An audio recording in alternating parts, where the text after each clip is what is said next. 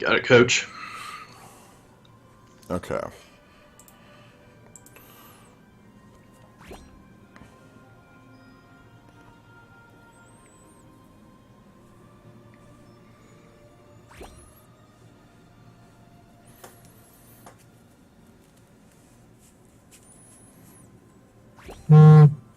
What the hell was that? That was you. I'm sorry, my phone was right next to the thing. Oh, right. My bad. I was like, you installed a foghorn? Like, that's... all right. Well, that's good. That means we're live.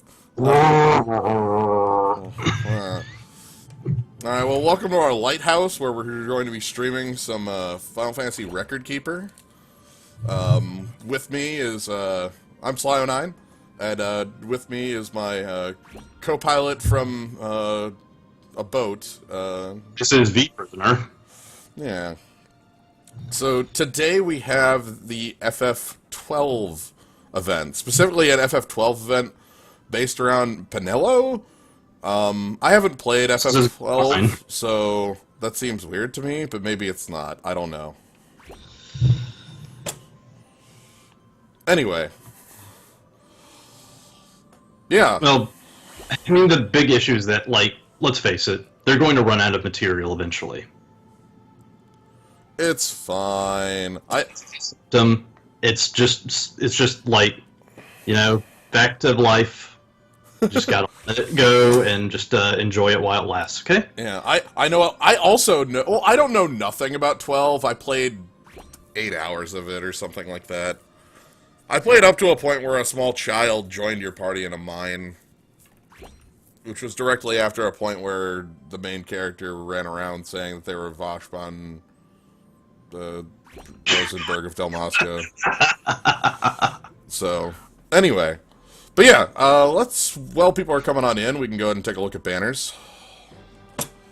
Let me also pull up my actual banner, resources, so I have the full text of them all.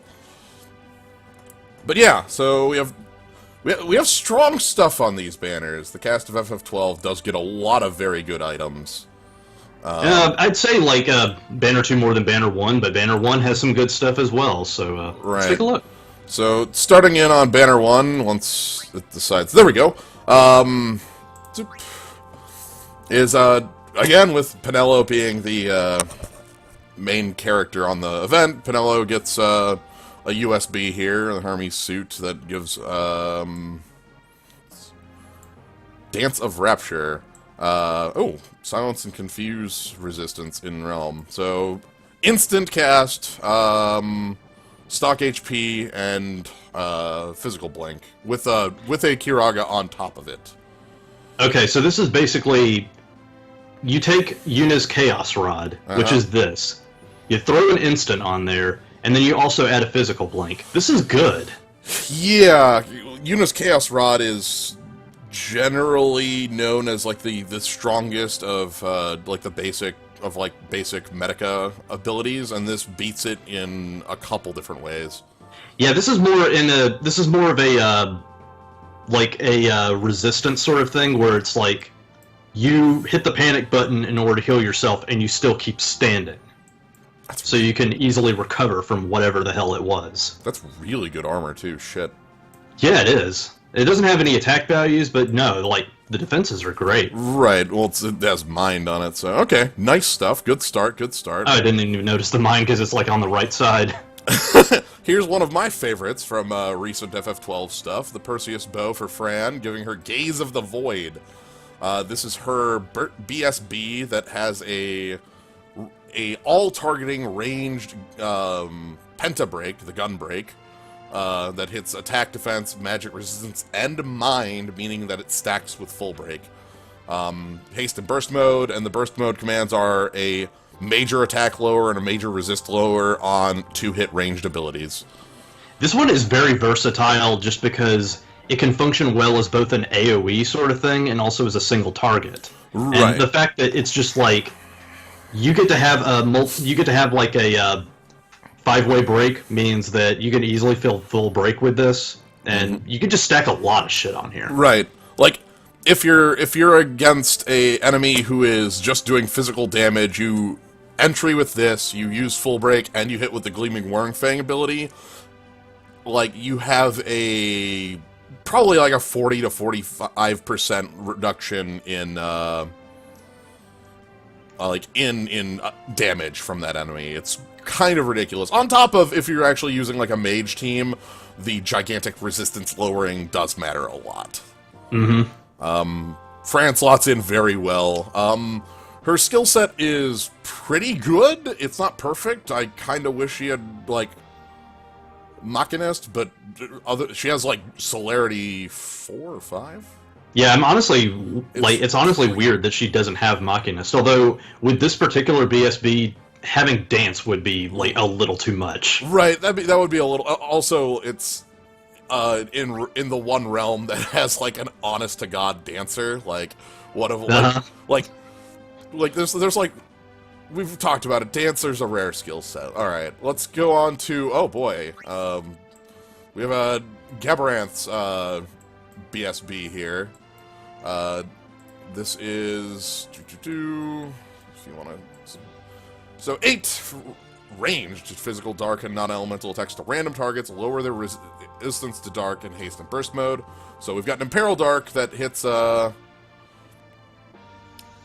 random targets. That's nice. Okay, and and then they'll hit everything eventually. Physical Dark for 1 target, Physical Dark to 1 target and healing on Blood Trial. So okay, so Gabrance is a good Imperil Dark just because, like, you can't get enough of those that are kind of uncommon, but at the same time it kind of suffers from being a 1-command burst, because, like, Blood Trail's just sort of there, and it's not really doing a whole lot. Judge Rondo, though, is very good to spam, because it works at ninja speed. Yeah, Ruse delay before hitting is quite strong. I think Blood Trial's basically there as the, like, I need to heal up sort of thing, but even then, like, it's a single hit. That's not... Yeah, like, these sort of, like, single hit with drain attached things are kind of, like... The problem is we have Dire Heal now, which is 2 hits, and it's just a basic-ass ability. Yeah. It's no excuse anymore. But this came before that, so, you know... Yep, alright. Learn. Our other, as you may expect on Penelo's, event is the Zeus Mace, Penelo's BSB Evanescence. This is one that if you've seen the stream on Vprisoner's side, you might be familiar with this ability. It has 8 holy attacks to random targets, moderate HP to all allies, raise their magic and mind and burst mode, and then it has 4 white magic holy to 1 target, raising the user's mind more, or a Medica. This one has been with me from the beginning. Penelo is a great character just because she is a white mage that can also do debuffs. So she can slot in very well. You don't have to have a breaker on your team if you have her. And also, this one is a very interesting combination of holy damage and healing. Right. But in the best sort of ways, because she still has the group heal, but at the same time she can still do loads of holy damage as well. Right. This is one that when you run into a boss that's holy weak, I remember seeing it a number of times where it's like, oh man, your damage doesn't seem that great, and then you start doing divine twists for quad 9s 4 times, and it's like, oh, never mind. I don't know what the problem is with the entry, but it's like the multipliers are so low on it. Yeah. Meanwhile, divine twist, it's like huge amounts of damage. It's a very jarring disconnect. Yeah, it's very, very different on them. Looking at it, yeah, I can see. Also, there's the mind increase on Command 1, so it just gets better. But all right. So it's a good half and half burst, and honestly, like I said, it's been with me from the beginning, and I've used it as a healer burst to great effect. One thing to note, and this is something that would definitely come up in this current event, because a ton of bosses have this. This is wholly alone, no non-elemental chasers. So relying on this as your like healing burst in certain fights might result in your opponent healing for 8,000 as well. But that's just something to be wary of. In this fight, I bring it up because in this event, the FF12 event has a lot of bosses that have a weakness and then absorb everything else. So... It's very awkward, yeah. Alright, Valiant Knife. This one's new. This is a SSB for Van.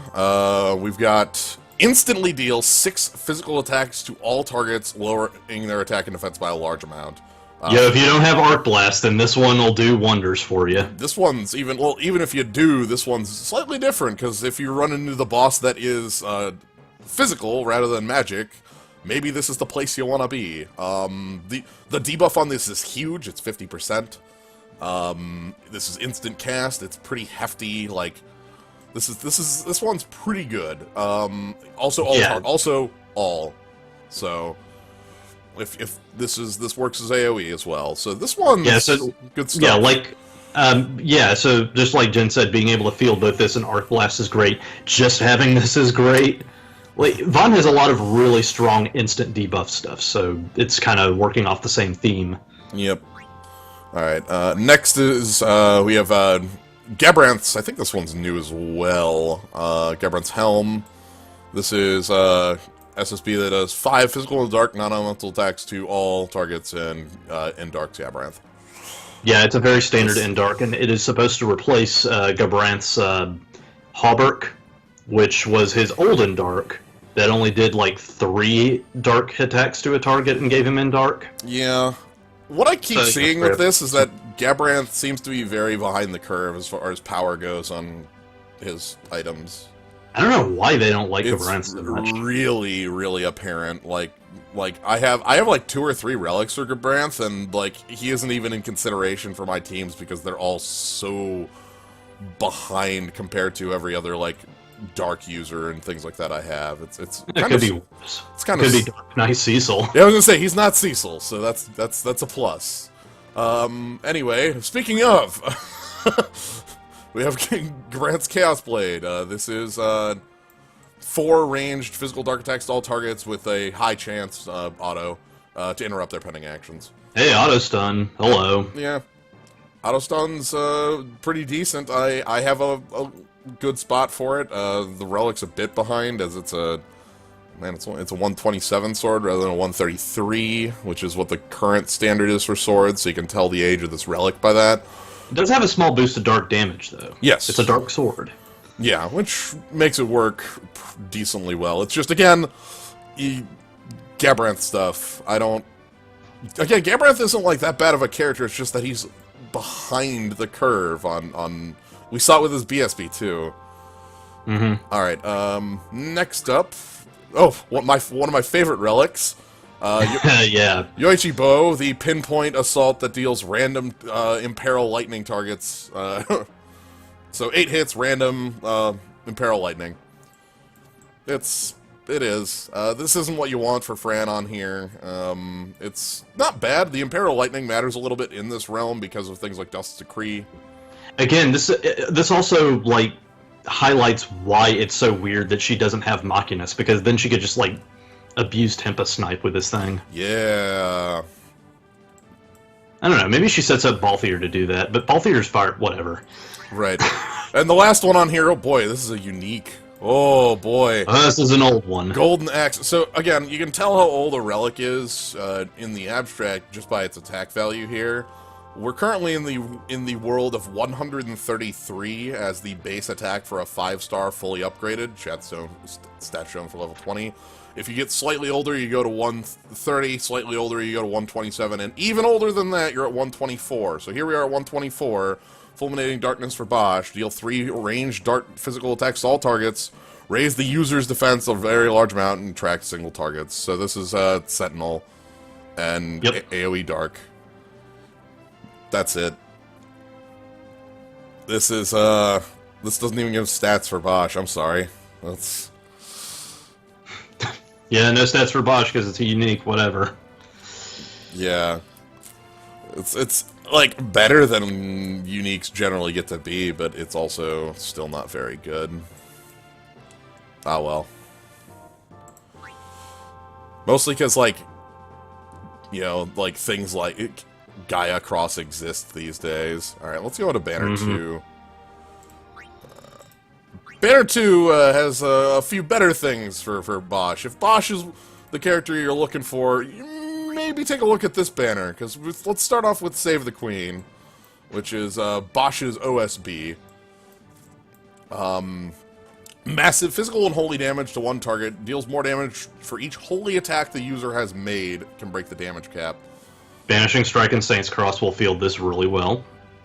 Yes, also, like most of the ones that, like, build up as before, like, Luneths and things like that, this starts slightly weaker than a normal OSB, but after, like, 1 or 2 uses of a holy thing, such as the ones you just listed, it beats out the normal OSBs. It also has in-realm holy boost synergy, which, alright.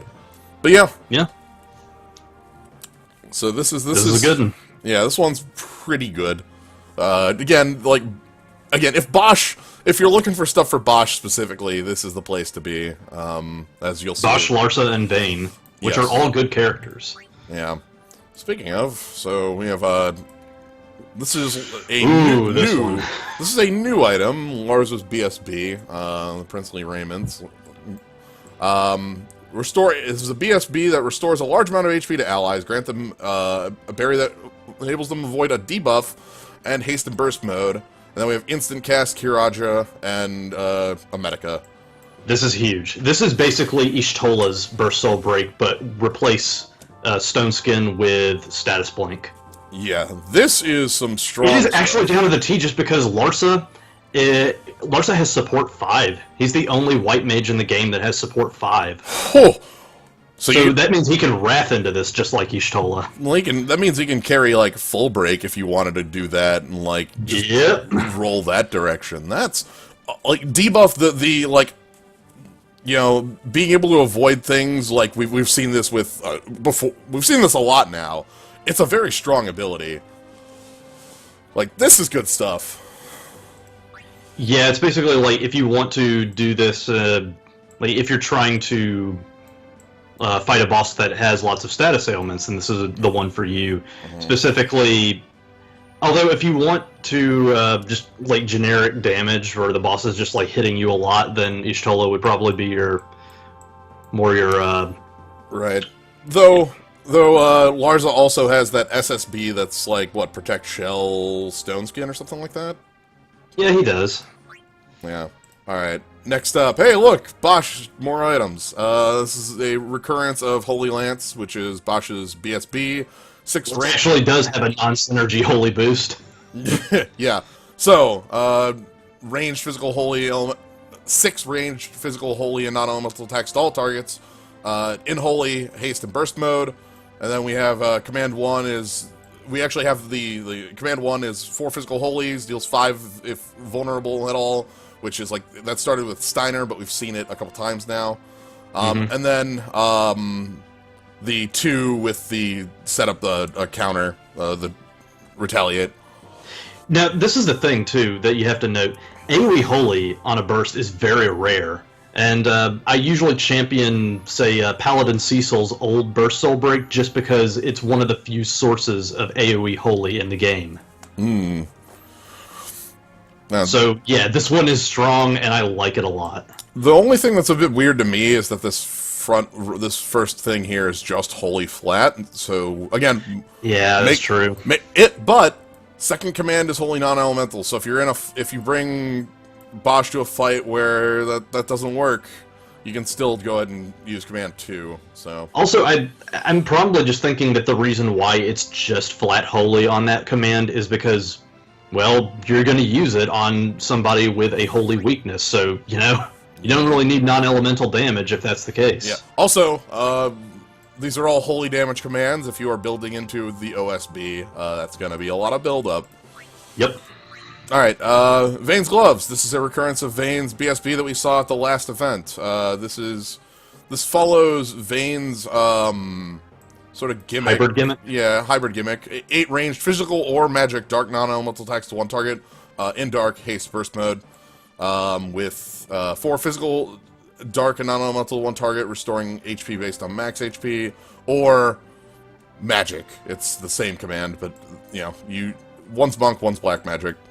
So the thing to note about Vayne is that all of his shit changes damage types depending on how high his attack or how high his magic score is.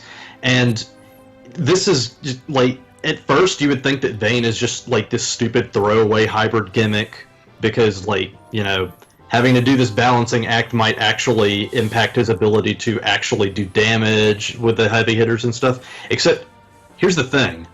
He has access to Monk 5 and Darkness 5, so he has access to Meteor Crush for the physical side and Memento Mori for the magical side. Yep. You can basically do whatever you're looking for. The weapon itself also, again, I mentioned 133's the normal, but this one's a little lower because it has hefty magic as well. Yeah, it's also a fist for 12, so, you know, if your monks need synergy for that one, then Vayne's got you covered. It also kind of suffers from being a one-command burst soul break like Gabronce, except it has a small drain attached to it based on your max HP, so you keep spamming that, he's never hitting the ground. Right, it's like if Gabronce's commands were combined. Yeah.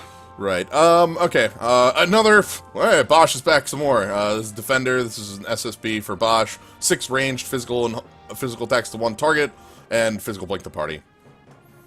Solid. Exactly what it says on the tin. If you're against a fight where you want a physical blink, you could do worse. So, I think we saw a slightly better physical blink already, but you don't get to pick the ones you have, so. Alright. Yeah, you get what you paid for. Next up, Recurrence Console's Brigading. Yep. This is Vayne's SSB, 5 ranged, physical or magic, dark, and non-elemental attacks to all targets. Remove delay from the actions of all allies for 1 turn. Yeah, it's an enabler. It's a setup. Yeah, the fact that it's a completely untyped non-charge is quite strong. We talked about this last week, actually, with... was it last week we had a relic that was this? Yeah, something. We had Rams's USB with the party-wide instant cast. So yeah, this is also a powerful enabler for when you just need to like fire up all your shit all at once. And both of Vayne's pieces of equipment have boosts to dark damage, so that helps a lot. Yep. All right. Next up. Oh, it's that staff I talked about. Manufactured Marvel. Protect Shell and Stone Skin to your allies. As you mentioned, like, Larza is a white mage who can Wrath, who could keep up something like this. If you started a fight off with Manufactured Marvel, you could Wrath into BSB, and then, like, after the BSB goes off, you go back and use Manufactured Marvel again, that sort of thing. So, yeah, and it also gives you plenty of time to do that, just because Protect and Shell have a 45-second timer on them, as opposed to 25 for basically any other buff. Yeah, so you've got time on that. It's a good relic. Mm-hmm. This is I think this is Balthier's only relic on this. The leading man just sort of snuck in there. Yep. Small boost of fire on pants or light armor, so that's nice. 5 range physical fire and non-elemental attack to all targets, and in fire the user. Yeah, okay. This is kind of out of place here, because like the thing that it works with isn't around. It's just sort of like, okay. Yeah, they're trying to build him up as like a fire user, but at the same time, he doesn't really have a whole lot to use yet. Right. He does have Spellblade 5, but I mean, we don't have any fire-based Machina skills. We don't have fire-based sharpshooter skills yet. Maybe in the day we actually have those, this will be a stronger thought. And then our final item. Wow, Bosch, my dude. It's Platinum Shield. Bosch, my dude. Did you really need 2 uniques on these banners? Platinum Shield. This thing's is a shield, so it has junk res. It has holy damage, and it is raise attack and defense 30%, which is like a unique buff, I guess. But like, goddamn. Well, it's better than the Golden Axe, and also the reason why Platinum Shield is there is because it used to be a very popular unique back in the day because it would stack with Shout. Right, like I said, it's a unique buff with that. So it's just, man, Bosch, you've got 5 relics on here, and 2 of these are unique. I haven't seen that many unique. Like, they haven't done this in quite some time. All right, but that's our banners. if like you can kind of see the banners are split pretty heftily between characters. Banner 2 has they both have their strong points. Lars's BSB is probably the biggest thing I see on Banner 2. Banner 1 has Fran's BSB along with Penelo's USB. And Penelo's I'd honestly say that just Banner 2 is the stronger in general, but Banner 1 has a lot of good stuff as well. Right. So... just because your booby prize is friggin' Apocalypse Shield. Alright. So, let's go. Oh, is it that time again? It's that time. So, we're going to start things off with the multiplayer event, which is against Hashmal. I don't know who that is, because I haven't played this game. Yeah! I love it when I'm at the point where this is the one game I don't have the intel on anymore. Man. Yeah, probably need to turn off the eyes, my dude. Yeah, well, let's do that. So, stop sharing screens. We'll put that back up. So, I don't want Moat Dungeons. That's the wrong button. We want... You pushed the wrong button. Ashmal, whoever the heck you are. Let's set up my party. So Ashmal's deal is that he has a wind weakness. He buffs himself a lot, so it would be a good idea to bring somebody who can use Banishing Strike or Dispel a lot, or specifically, like, Gilgamesh BSB works well here, because it has a Dispel command on it. Yeah, so big things here are a ton of, like, counter haste, counter protect, on basically anything.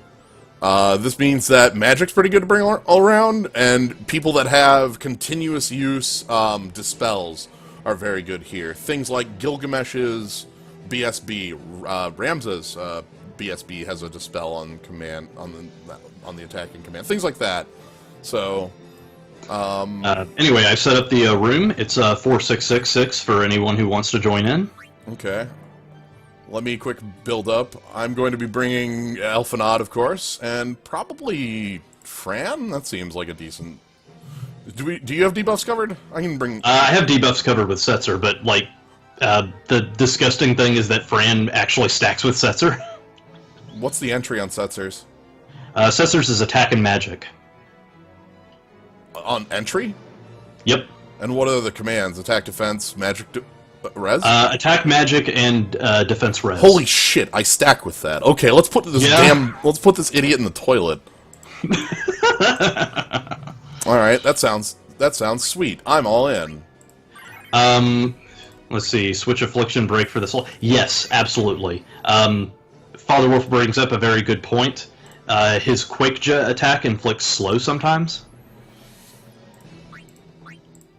So we want Tiamat and Meltdown, because those are our two wind abilities to bring to bear that should allow us to rebuild. I don't think I'll need to rebuild meter, but I can if I need to. Like, say I want to do... this will be fun as hell. Yeah, Alphanod is basically tailor-made for this just because, well, for one, Hashmal counters with Protect for physical attacks and haste for black magic, so Alphanod doesn't have to give a shit, and he's a wind mage. Right. Alright, so Affliction Break's already brought. I'll just full break and Wrath. Alright, and then let me get in the room. But yeah, bringing 4 Elfanod BSBs sounds like the way to go, right? You just bring a pile of Elfanods and call it good. Yeah, assuming he doesn't murder you first. It's a... Yep. It's a slippery slope. I'm feeling big and strong here. We got so many debuffs. I can probably switch off my full break then if you've got your full break. Let me see. Okay, so now all we would need is a wall. Like, Father Wolf's got us covered for either burst or unique, so basically we can just, like, get either a heal or a wall. So, on this one image here, so, like, when I switched pages, it did not load, it didn't load the abilities, and so you could see this background a little clearer, and you can see Dr. Mog and Tyro just hanging out in the background on this little image. Whoa. So you've got full break, so I don't need to bring full break. I can bring... Is Magic Breakdown actually something we don't have covered? Yeah, I think so. Because, like, Yeah. I don't have to care about my commands doing anything because they're both dual breaks, but you have to, like, pay attention to yours. Right, so that's fine. I just won't overwrite commands, and this will be pretty good. I think we're good, because, like, again, Father Wolf here has Wall, and has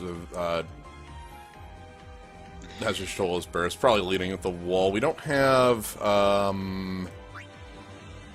Protect Shell sort of thing. You do have a 4th slot. Yeah. Well, so I guess that's probably what we're missing, is some form of healer for the final person. We're going to be dunking them into the hole anyway, as far as, like, stats go. Mm-hmm. So... But yeah. Should we just, like, wait one more minute and then open the floodgates? Sounds good to me. If nobody else joins up in the next minute or so here, we'll just go ahead and open this up to the public. Yeah, so let's go over Hashmal a little bit more. He is one of those bosses that only wants wind and nothing else, but he doesn't absorb ice. So Cloud is perfectly safe for this one. So for Cloud, I have his Burst Soul Break 2 and his OSB for the finisher. Damn. And so I can just basically, like, I open with Hailstorm, I flip on the kill switch, I'm like, let's go, dude. That sounds good to me. I'm just here to... I just like the idea of full break, penta break, attack magic breakdown, magic breakdown, attack defense breakdown. Like, what if our opponent just doesn't have stats? I don't know. I'm sorry, you had protect up? Whatever, I can't hear you over all the 6,000s I'm doing. Like, cool, what's double of 0? Still 0. Got it. Alright. I think we can go ahead and open this up. Nah. And you get to... You have the say on... You know, I have the power. Giving people the boots. Ooh, yeah. I think I understand what this is going for. I also think that we can... Yeah, this works. Because we don't have an onion. And Father Wolf can stack anyway. Alright. Alright, Father Wolf. Sorry to throw the team on your back, but the team's on your back. Sure hope Y'shtola can do 6 billion healing.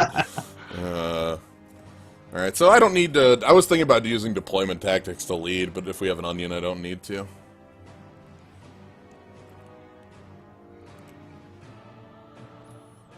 Alright, just waiting on our dude. Oh, I have to...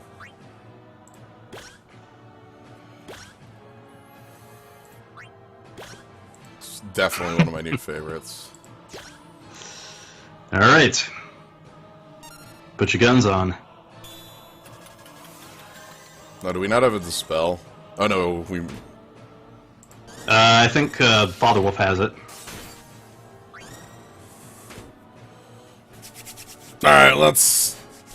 So, okay, good. Start off with the null, and then we get to just deploy damage. Yep. Alright. Oh, he doesn't have one. Who Whatever. cares? Who cares? What's Dispel good for, anyway? So that's an ultimate attack, which means that it ignores defense. Father Wolf, don't... You don't need this. Sorry, we already... Oh, we're fine. It's fine. We're fine. We've got damage out the ass, and he'll basically just, like, melt. Yeah. Cloud does not give a shit about your protect. Again, if the enemy just can't deal damage because they're hyper debuffed forever, who cares? It's great. I will warn you that he does have a paling effect at the very, like, 3/4 of his health. Okay. It doesn't last for long at all, and it will fall off even faster because he has haste up. Okay.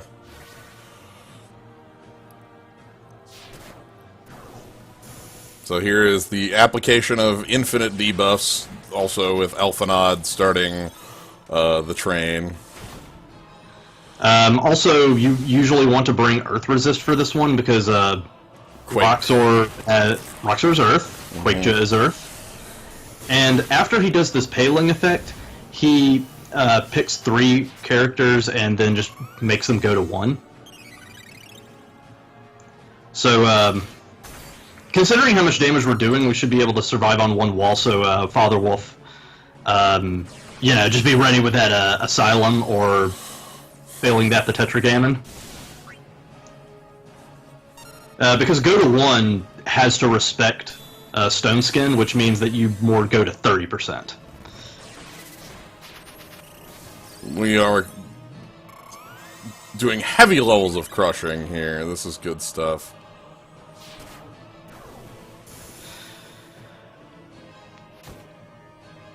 Setzer and Frayne are very powerful, but it's tough sometimes juggling all those debuffs. Gotta make sure that each and every one of them is up at all times. I like that through Protect we're still hitting for, like, ridiculous numbers. Oh no! Some of us took 3 digits of damage from that move. Alright, I will do the full break, and we can do that.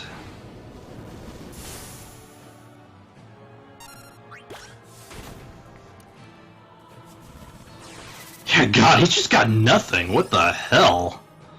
Perfect. Okay, here comes the paling, and he's going to do his other thing. Oh, come on, I did Paling Breaker! Bullshit! Come on! The move It's fine, we're cool. The move is literally called Paling Breaker! Oh shit, is Bart's about to use his OSB that... Oh, no. No. His BSB. Never mind. Just be ready with that Kiraja, my dude. Oh boy. Yeah.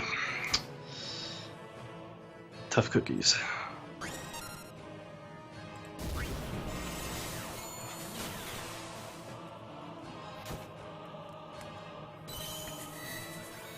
Okay, so whatever. Goodbye! Oh, okay. Please don't punch Elfanod. Please don't punch Elfanod. Please don't okay, thank you. That was the only thing I cared about at all, was if Elfanod got punched.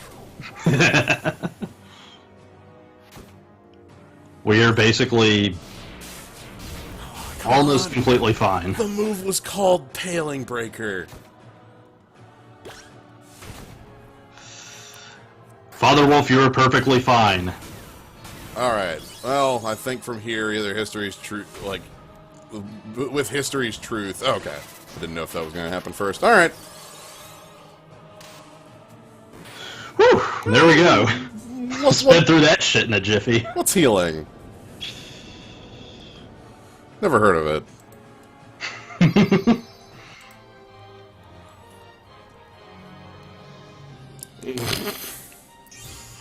Cool. Yeah, fun fact, that was actually the stupidest, easiest 160 Hashmal I've ever seen. Ooh, Vitality Mode. Yeah. And a Major Earth Orb. Those are good drops. No, it's understood, Father Wolf. That's fine. Who cares? We were fine. Everything was great. Sweet. Oh my god, Vitality Motes. Oh, goodness. My heart. Yeah, so, Fit Motes. Vit Motes are the big hotness with Hashmal 160, because he has a chance to drop them if you win. So, yeah, basically it's there just sort of grind for Vitality 4-star motes, which, even among regular 4-star motes, are particularly uncommon, so, yeah, might want to try that. So, on to the actual event. This is again, the FF12 Penelo event thing. We're going to be starting things off with the Champion Plus fight, Guardian of the Team. Eyes back up. Oh, sure. That's fine. Yep. That's what happens when we're juggling all these things. Okay, you should have those back now. I've never seen him do so little damage.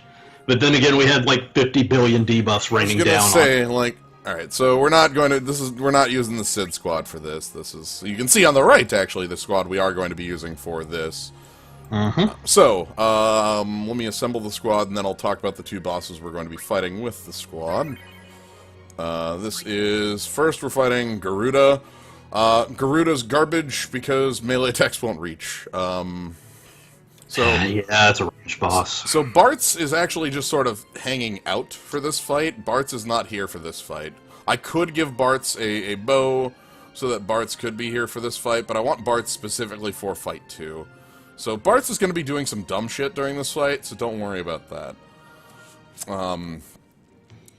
Anyway, like a lot of the bosses in this event, we has a weakness, has, like, an absorption, and, like, is generally just immune to everything else.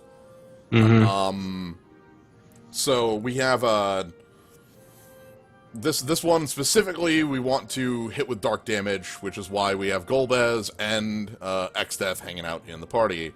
The second part of the fight here is against, Belias. But not that Belias. This Belias. This Belias uses a bunch of fire magic, is weak to water, and resists everything else and absorbs fire. As you might expect, that's the setup here. FF12 bosses have a... Yeah, this is kind of a pattern with FF12 bosses. Also, another thing with FF12 bosses, they have the most status, like, afflictability. Like, out of the 6 fights we're doing here, I think 5 of them can be afflicted with slow. Some of them have, like, blind afflictness, silence afflict, like, things like that. There's a ton of that in this one. So, like I said, Bartz is going to be just kind of hanging out, doing little in this first fight. That's alright. That is completely on plan, because this is Golbez's fight. Golbez has a, materia set up so that Golbez is going to be doing some crushing in this fight. So, what I am going to bring for this is, let me find a... As you've likely seen already, we have a lot of... I'm either bringing an onion or a wall, and the onion is in the fight, so we are bringing a wall. There's Symbols Grimoire.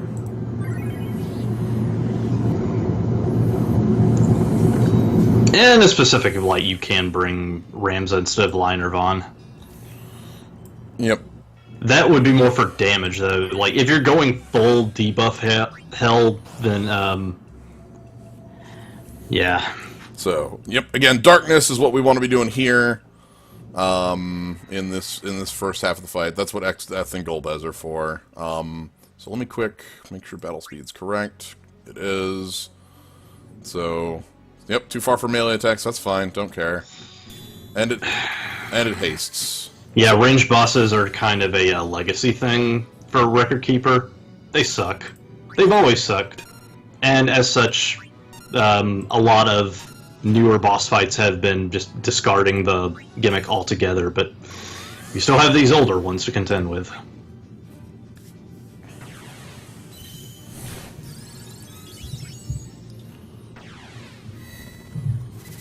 Yeah, Guardian Mog or Hidden Bloom would be good. Guardian Mog more so just because, you know, like, Guardian Mog has haste. Haste and guts. Yep. So I need to have Onion do that breakdown for the conditions in this fight. Wow, I think I'm just going to win this fight on the entry of the BSB. Pretty sure this is just going to be the fight over on the entry of the BSB. Right. Wow, just coming out swinging, aren't you? Bop yourself in the face.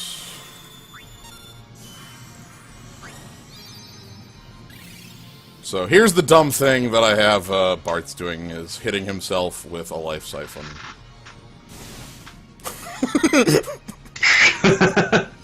It's great.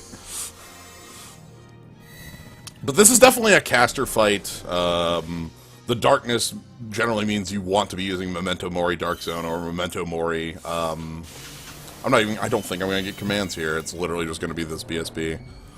As sort of is the setup with champion level bosses, with a party at the speed I have, these are... Yeah, sorry, there you go. Yeah. But I like to touch on them to talk about... Did you get Ophelia stuff? Did he indeed? Ophelia is the only character in the game I own every soul break for. All of them. And I own multiple copies of most of those. Like... Ophelia is just this character I own every item for. So I have to use her. Alright, anyway, moving on to the one that is Water Week. The idea here is... This is why Bartz is around. Bartz is going to be here specifically for... Alright, so we're gonna... Memento Mori... Yugi to Vessel... Twin Strike... Memento Mori... Yeah. Well, what the dupe means is that my tactics armor is impeccable. So Belias here is one of the first, well, they call him Esper's Scions, what have you, in Final Fantasy XII, and he's basically just there as the, you know, hey, summons exist, go hunt them down and find them. Okay. Here's your first one for free.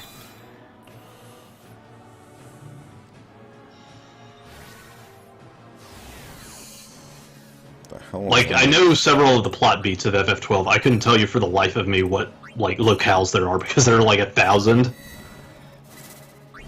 And I honestly don't understand why there are so many. Sadly, this is, again, the one event that I have absolutely no knowledge of. I can't tell you the plot beats of the game. So... I can tell you it has one of the most annoying fights in the world, in the Mandragora fight, but that's like an, Oh yeah, the Mandragora fight is, suspiciously absent in this event. Thank God. Anyway, we're going to be finishing this with the Power of the Crystals. You're going to be seeing this one a couple times throughout the event, because Power of the Crystals hits water weaknesses, and those are fairly common in FF12. Also, just because Bartz is, like... Again, he's the only OSB in the game that is a workhorse, so it's a niche all in his own. Yes. And if you are very, very studious in gathering all of his soul breaks, then he can hit weakness for... yeah, he can get in-element status for about 3 out of 4. Yeah, it's quite a lot. Bartz has a lot of different, like, abilities available. Choco Romp is his in Wind. He is getting an in Water in the next FF5 event, and then even later on he is going to be getting an in Fire BSB. Alright. So, we rush through these. Again, the champion fights here are likely going to be a much more, quick, where like I have a plan and the enemy is dead before the plan hits, but I still want to build to the plan anyway, so that it might be useful for others in these fights. The next fight here we have Nefarious Shadows is these 4. We're gonna be seeing these a couple times. The Begammon Bros. Yes. They're both physical and magic. They have pretty hefty hits. They like using buffs, and they're all weak to water. So they also like using Water Spout and Thunderstorm, which are water party-wide and lightning party-wide, respectively. Yep. So, quickly changing my pictures, you'll see the party we'll be using for that. Zillergood, I think it's in Fire. Also, I think that, I don't know, since Slyo has Bart's OSB, seems like just like a very sturdy first investment for him chasing basically every Bart's BSB under the sun. Yeah. Alright. Just so you can get full coverage. So let's assemble the summon squad. So this team we have together here, we have Onion for haste and magic up. Realm is our healer of the day, as Ico's is not necessary because the crit is not actually useful. The last stand would be more. The damage is going to be dealt by a combination of Ash and Elfinod. Elfinod mostly, because the ability of the day is Leviathan 4-star, as this is a 2-hit water magic summon. This is the ability that is going to crush the fight. And then Fran, you will be seeing Fran a lot in these fights. She has synergy. She has incredibly good abilities on her BSB, on her entries, AoE. That's very important for us. So let's jump on in.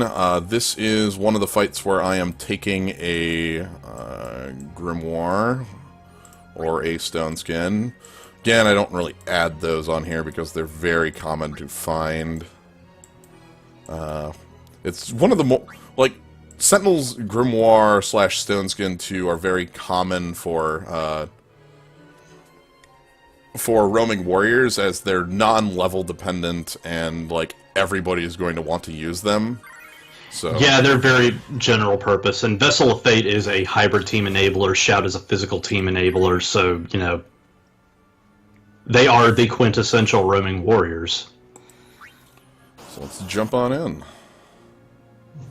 Yeah, Hydra Burst really is nice, and it's always nice for Sharpshooter to come into its own, which it will be doing at some point. We are going to be getting Ice and Fire elemental versions of the Sharpshooter skills, but as of right now, we're just stuck with Water. Which, I mean, given the next event that we're going to be having is good as hell. So, waiting... But, yeah. So I'm waiting to use Leviathan here until this bar gets to 50%, as once that bar is at 50%, the Leviathan will go after Vessel of Fate. Wow, Fran's BSB hits hard enough anyway. That's nice. Well, it's a group boss, so... Right. It is group boss, but you have to knock them all out. This isn't just knock out the leader. So... Yeah, this ain't tactics. It can't solve our problems for us. Yeah, we can't just we can't just sit OSP twice and leave. All right, and incoming tsunami. This is going to absolutely, yep, quad 9s all around. I need to lower your stats. Let's and protect and another Leviathan. That should just be the fight right there. Again, yeah, Done anything yet? They've physical attacked twice. Oh. I mean, it's kind of hard to tell with all of the explosions and stuff in the interim. Anyway, if this is the fight, this is literally, again, like, Leviathan, even without this setup, is going to do half the damage. So, like, if this is where you, a fight that is giving problems, just invest in Leviathan. 1 or 2 uses is enough. Yeah, Ash is really good all across the board because she's a black magic summoner that can equip swords. And she also got Witch, so now she can easily build meter. Yes.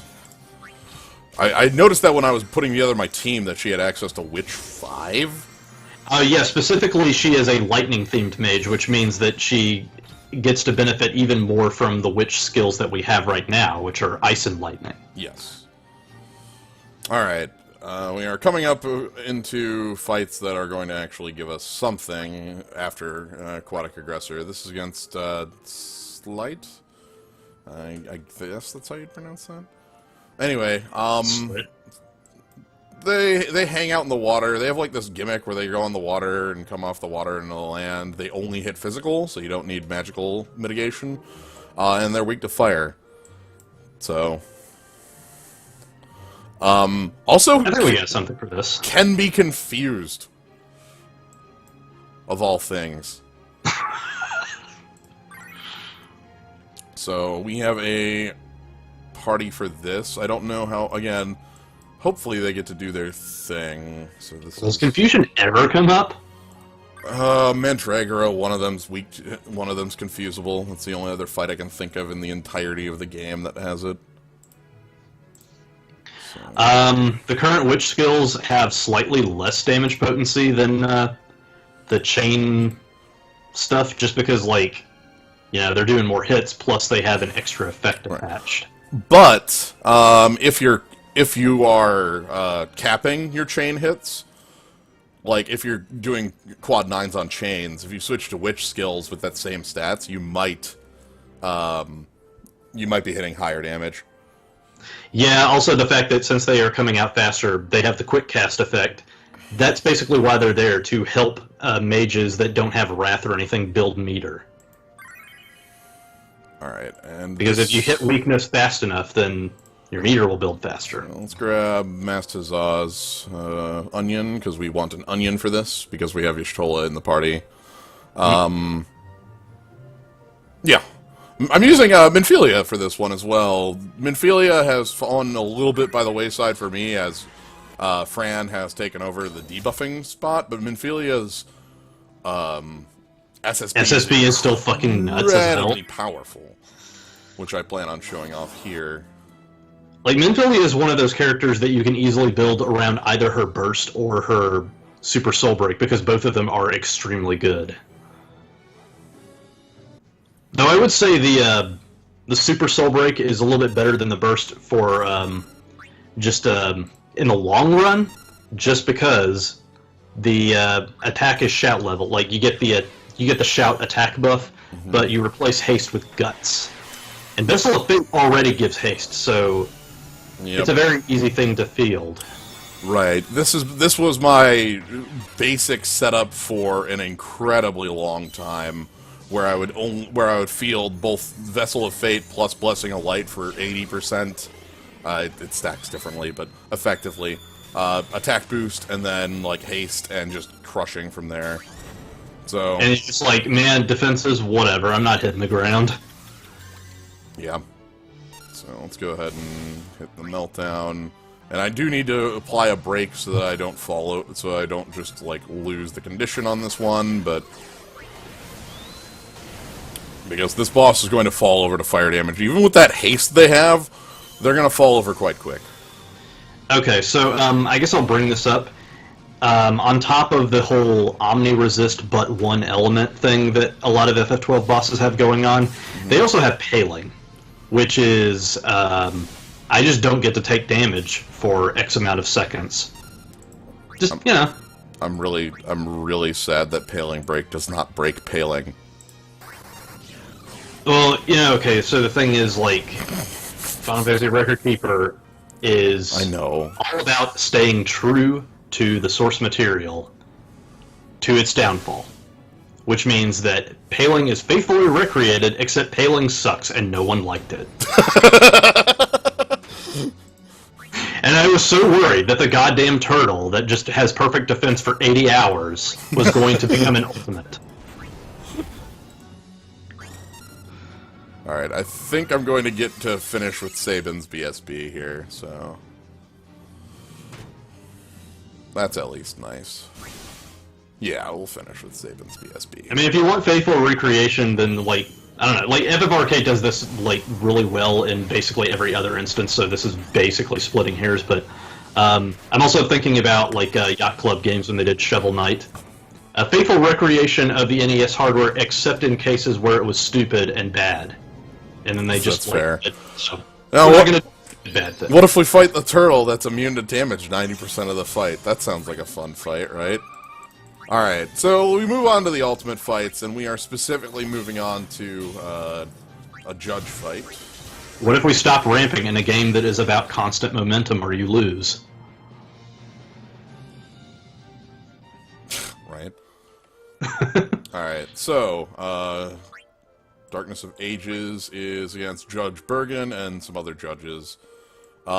This one, oddly enough, is under tactics rules. We only have to defeat Bergen to win the fight. That being said, the judges will do their best to keep Bergen alive. Yeah. Basically, if you so much as, like, lightly brush up against him, they will just go apeshit and spam shell and protect on him.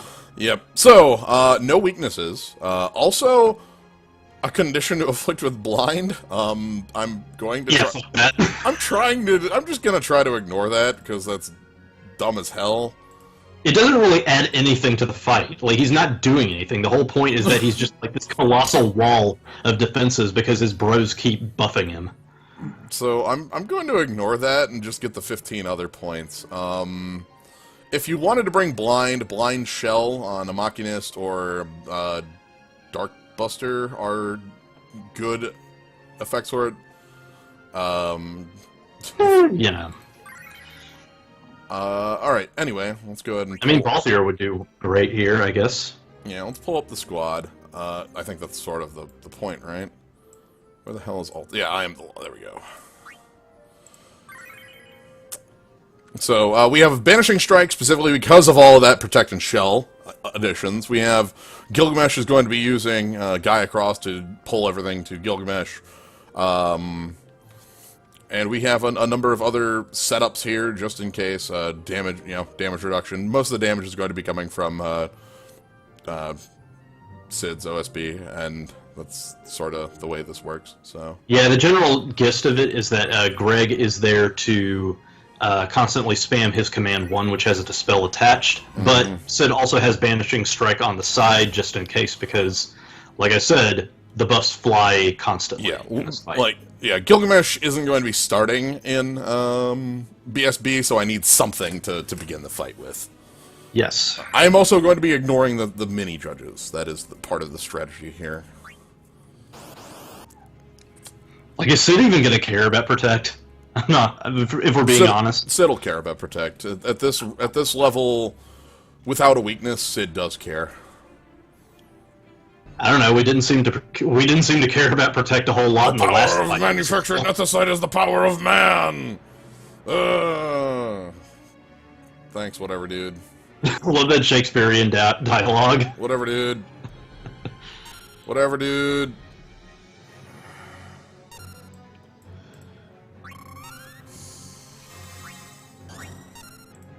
Maybe we should just look up the scene on YouTube to see just how much scenery Judge Bergen was chewing when he had to spell those lines.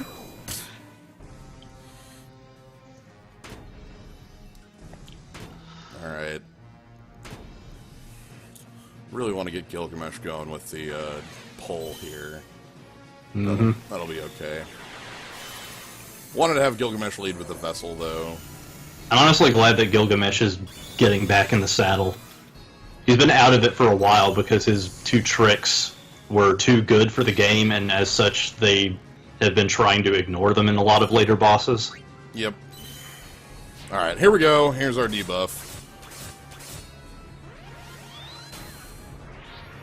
They can only do 1 take, because the scenery is all eaten after then. Really, the whole plane. Wow, Judge is Bergen so hard right now. Yeah. Look, I had to say it, alright? Gotta berg up.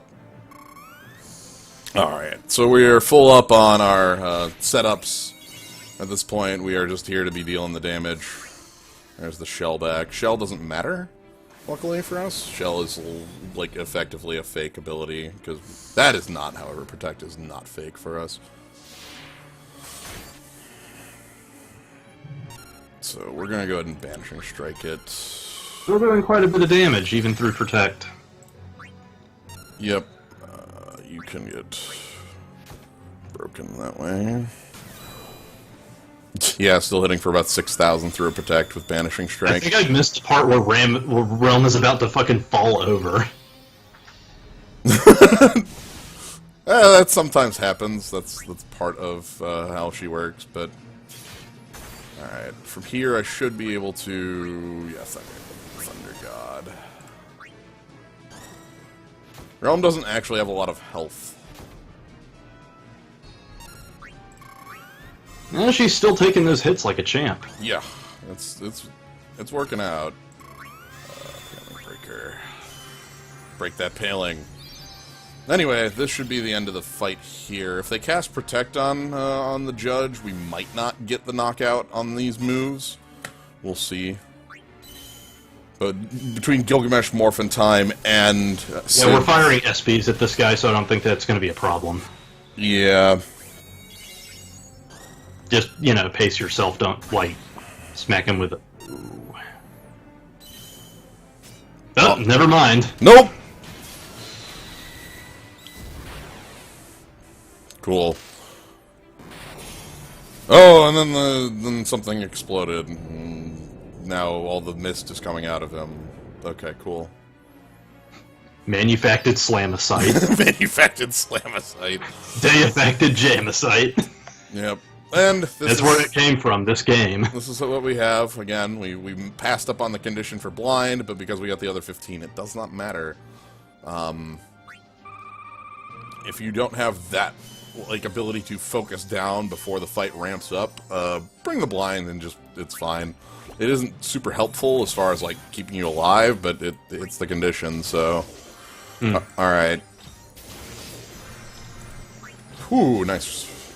Some crystals. Yeah, leveling Tidus to get a striker is a little stupid, just because he and Cloud are the only two characters in the game that require you to do specific things for them. Also, Tidus can only get it to drop when you're fighting in a 10 realm. Alright, Shemhazai. So, this is an interesting fight. It has two main gimmicks. The first is rotating weaknesses. We have Fire, Ice, Lightning, rotating weakness. Shantoto, Shantoto, and Shantoto. Ah, that's pretty easy. Second, though, is a little bit more of a gimmick, is just, I don't know, what if I silence your party? Yeah, what if you try bringing Shantoto and I just shut her up? Yeah, so... this boss has her bases covered. Deserving use Final Gun for his OSP. Everything else in here is oh yeah, by the way, dispel the haste, by the way, use breakdowns, etc.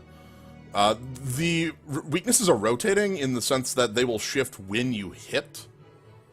So it's not like you're gonna miss timing on something. You just need to like do the rotation, like make sure you know what it is, because they absorb all other elemental damage.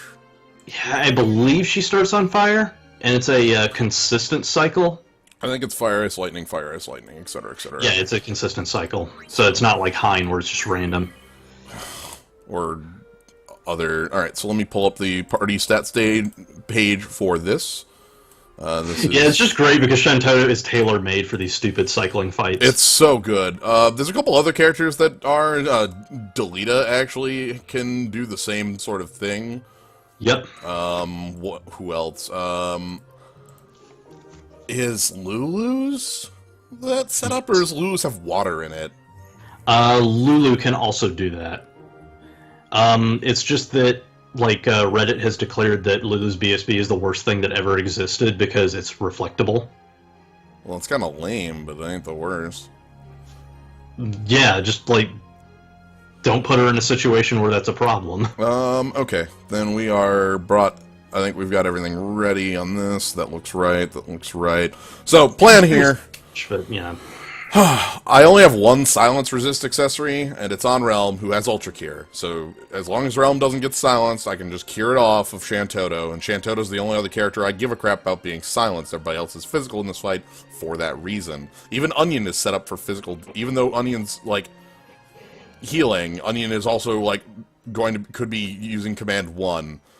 We also have Affliction Break, which is going to be my first move over my BSB, because it's that important. However, I'll admit I don't know if this is one of those fights where... oh my god, of course. Every time. Hey, buddy. You... Hey, dude. You get stashed in the vault. Cool. We'll go back to the nice music here. So we need to bring a Grimoire because we have Onion. Oh wow, Grand Cross. Nice, Wilhelm. Nice, nice. You just had to dangle that carrot in front of my face, didn't you? Wasn't me. You enabled it. So Shantoto's also going to... It's your screen. It's your emulator, dude. So Shantoto's also going to be passing on one because I think Shantoto's got to be the one putting up our wall. So Yeah. all right, this will be an interesting one. This is the fight that is going to put up a fight. Well, we have plans that may or may not function. Yeah, it all depends on how like nasty she is with her silence. She has 2 of them, and they're scripted. Yep. And she usually opens with one. Affliction Break. Shantoto does that. Banishing Strike while you're at full. Shelga. And let's go ahead and Vessel of Fate. So, alright. Affliction Break cuts 50% off of the, like, effectiveness of a... absorb. So, I have to do that when they're at full. Because they absorb they absorb all elements, actually. So, other than fire right now. There's the silence. Alright, cool. Nothing important. I thought that was on Realm, and I was like, oh, that's awful, but no, it was on Onion. That doesn't matter. The bad part here is that it technically, I'm gonna have to heal off of, oh, right, I remember this. I did this on purpose. You need to Ultra Cure there. You need to start dealing damage. And you're going to Extra Slice because you have no other legal actions.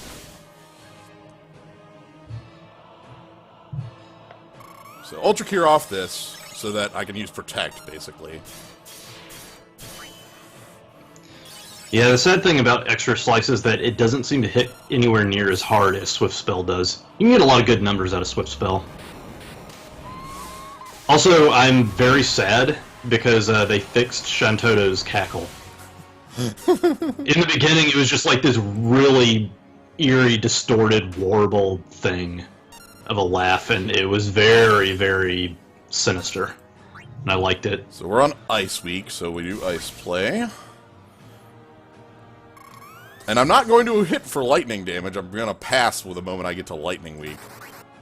Yeah, once he gets Lightning Week, suddenly the numbers just start going way up. Yeah, I was going to say, somebody else is going to be doing the lightning hit. Wonder who that could be. I saw that. Again, you can kind of control how she shifts weaknesses in this fight just because she responds to weakness hit with a change. Yep, so I'm holding off on this attack. I'm going to be holding off on it for a little bit. So let's put Affliction Break down, and I think now we can use Fire Play. That's quick cast, but not that quick a cast. Alright, here we go. Thunder God hitting for lightning weakness, which is always good.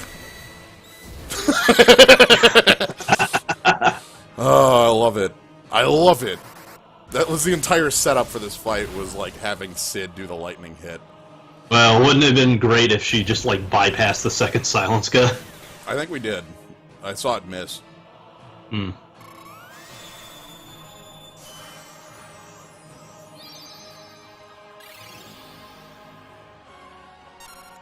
Let's go ahead and do that. Life Siphon. We are on Ice on the weakness chart. Oh, finally I can go ahead and Gaze of the Void. Yeah, the only reason that she hasn't, like, her Enrage is basically, like, a haste that you can't stop from hitting. Because on several of these types of bosses, it's usually just like they counter by casting haste on themselves. And that means you can just easily cast Reflect on them, and then their spells bounce off and then onto you. Mm-hmm.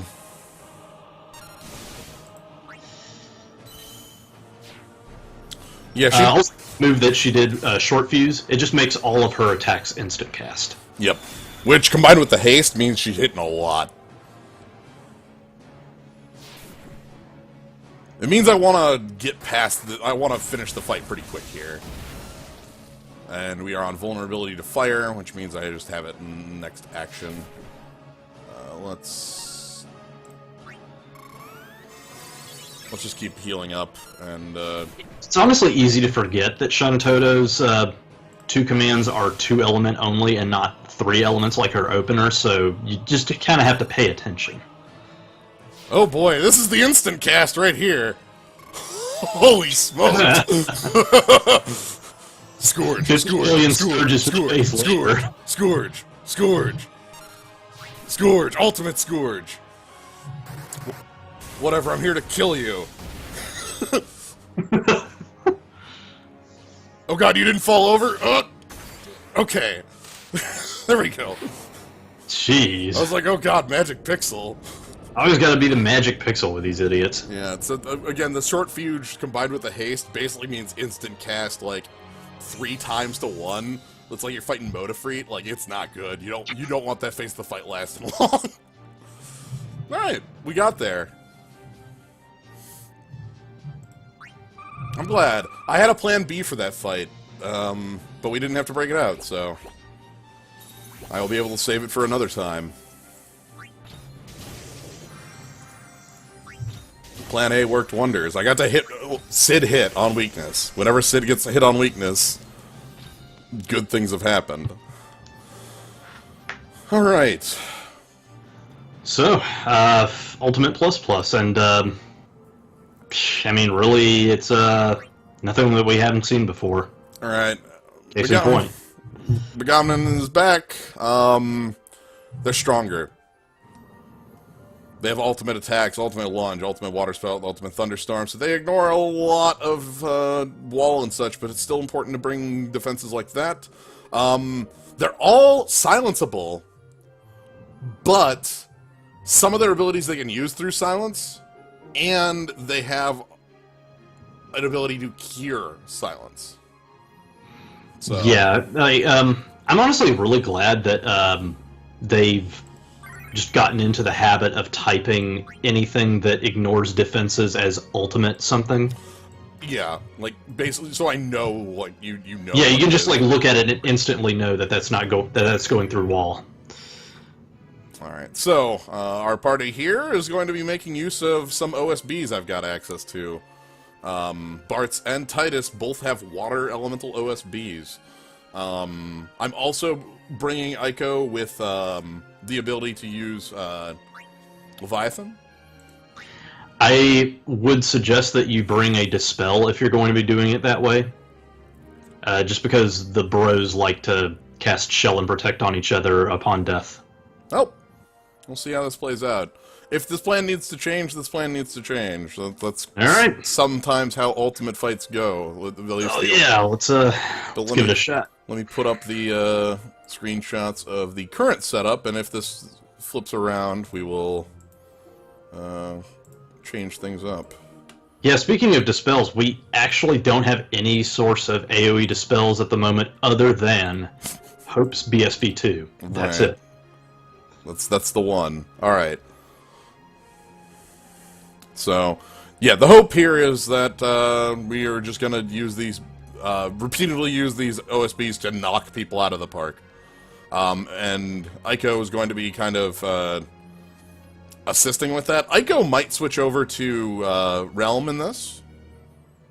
We'll see how that plays out, but we also need to bring an onion, so our final onion on my onion list gets brought out. Again, this is another area where Fran shines because she's able to, like, her entry is an AoE entry, so it works wonders on this particular type of thing. Mm-hmm. Huh. I don't know how hard these ones are going to hit. This could be a very bad fight, but we'll see. And I'm just kind of erring on the side of caution only because you're so single-focused. That's fine. Okay, we get up our protection. That's good. Getting up Stone Skin early is... yeah, cool. And those basic hits are hitting for very little, though Ico has, as usual, health problems. Again, you usually want to bring water and lightning resist for this fight just because of ultimate thunderstorm and ultimate water spout. Yes. So you just sort of like mix it around everyone.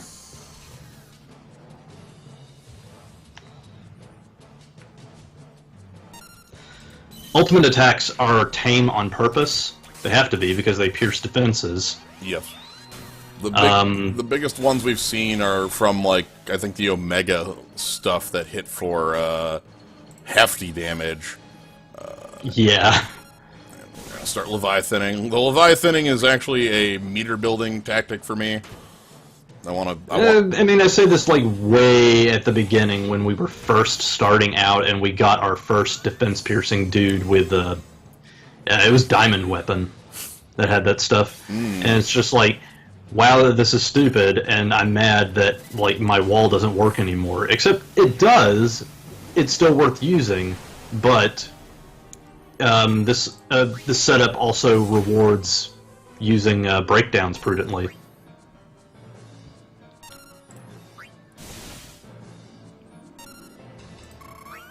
Since before this, I mean, like, what are you going to use debuffers for if your defenses are just impregnable? Yes.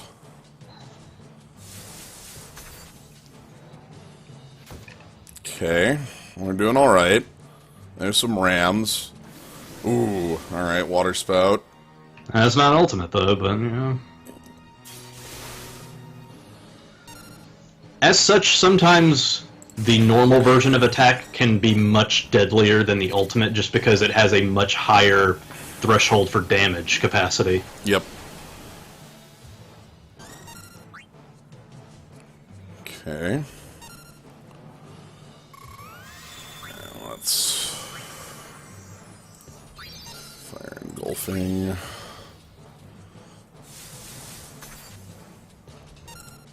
Alright, Prayer of the Lost, I need you now.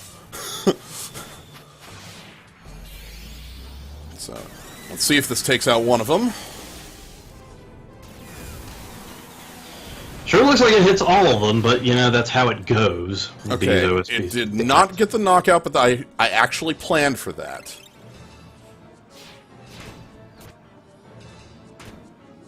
Oh, God. Oh, my God. Oh, wow, okay. Oh, shit, haste!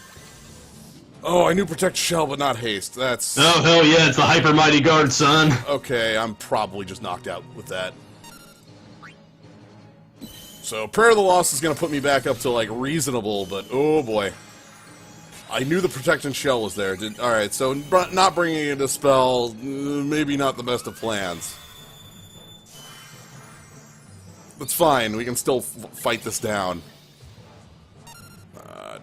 Screw it, Hand of the Crystals, you need a Wrath. Yeah, you know, as long as they waste their turns on pithy cures and shit. Yeah, if they're gonna do that, that's fine. Let's keep hitting. Pinpoint heals every now and then would also be good, because Aiko's Command 1 has a physical blink attached to it. Yep. So, Hand of the Crystals, this will probably hit for 35,000? Oh, wow, that's much higher than I expected. Thank you, Bards. Wow! I was expecting much lower. Alright, gives the Void reapply. So this was stupid as hell back in the day. Back when we were fighting the Mandragoras, just because, every single time you kill one of them, they buff themselves out the ass. And it's not even Protect and Shell. It's not just Protect and Shell. It's Protect, Shell, Haste, and, like, I don't know, an attack res defense buff. Yep. They punish you hard for killing one of them before everything else. So Twin Strike takes that one out? Twin Strike takes that one out. They reapply the Protect and Shell. Where's our top buddy? I have no health bar. Funky. It's a bug. I've noticed that with Begammon. For whatever reason, his health bar just doesn't show up sometimes. Well, that sucks. I'd like to know. You cut their offenses in half. Right. Killing them like this is very effective. We need, like...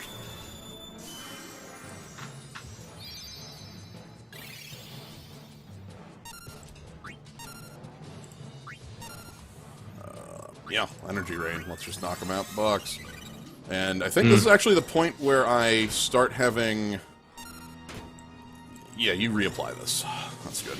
Yeah, I was about to say. We're at the... I already reapplied the wall. I need to reapply that, too. Yeah, I was sniffing out the buff duration. I didn't know if you did too. Enough so that I'm actually going to take a moment to re-protect.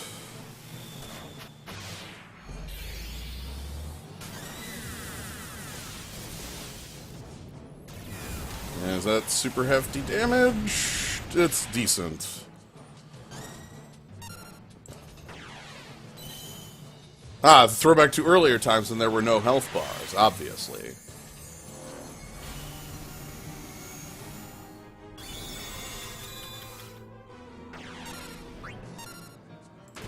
Power the crystals, please. Let's just knock them out.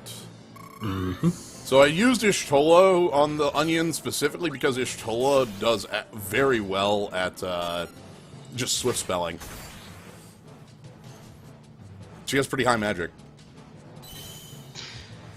Yeah, that and the fact that again, a lot of these mage and caster stabs are starting to double dip in the magic and mind stats, specifically to help out white summoners. And this has the side effect of helping out like just healers that are also dipping into roaming warriors occasionally. Okay. Hey, the health bar's back.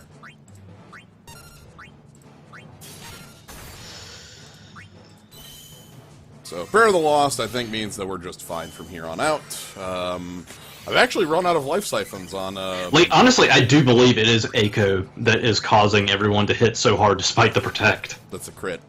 Yeah, that is the crit. The crit effectively says you're ignoring it. Well, partially.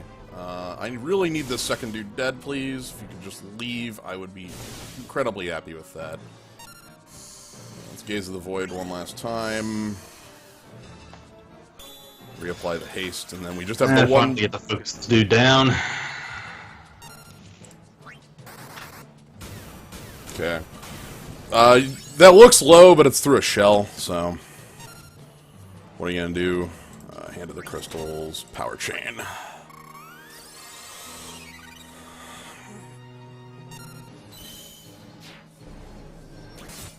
But now I can focus all my debuffs on one character.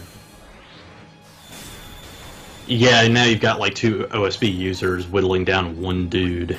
Yes.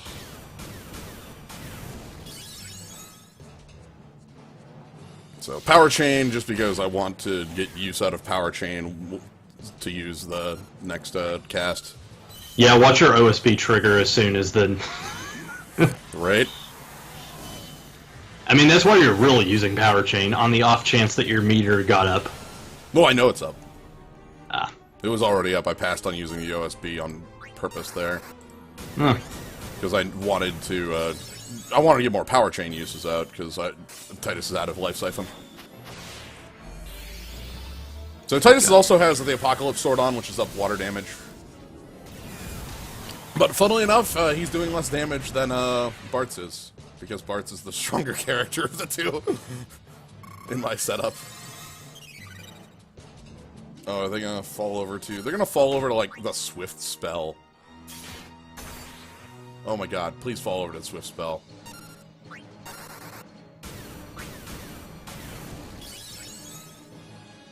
Yeah! Go back to bed!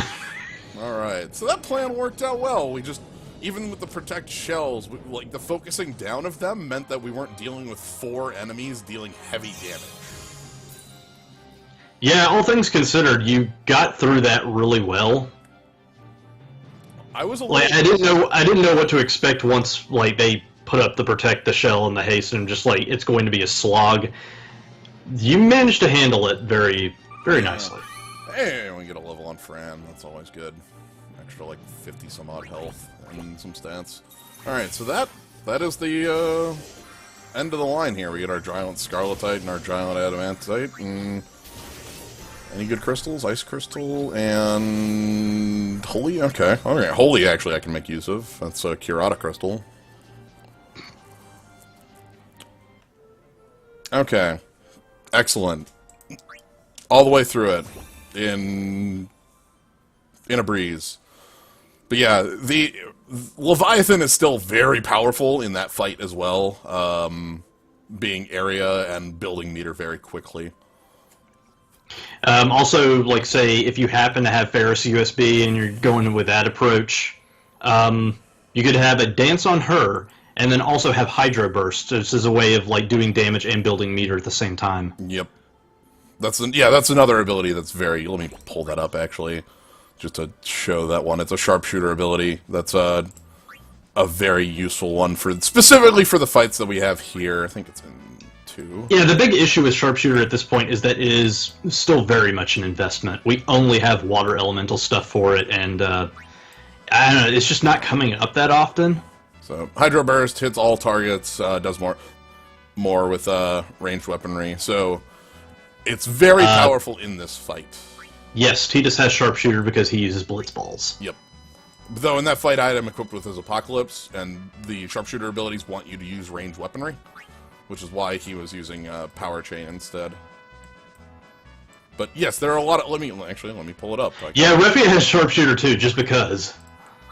We have a lot of characters that do, actually.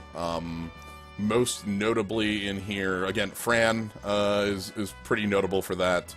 Oh, wait a second. Edge has sharpshooter. Edge has sharpshooter. Edge is pretty dang good in here. Yeah, like, if you have his water BSB, then you can easily build meter for it using that. Yep. Ferris, of course. Refia, as you said. Tidus. And a couple other characters that might be useful within the fight. Riku, actually, pretty notable, because Riku's got water bursts as well. Or water... is it burst? Yeah, she has her water burst. Imperil water. Okay. So, anyway, that's what we got for today. So, that went by very smoothly. Didn't have to switch over to anything, and our multiplayer fight was sweet. So, yeah. So what's going to happen next week is we're going to have access to yet another tier of difficulty. We're going to have our first 200. Yeah. It's going to be nice. They are again moving. Let me pull up this list here in Dancing Heart. It ends on a 180 fight, and they are going to be adding a 200 fight. So we're going to be shifting upwards in difficulty on these.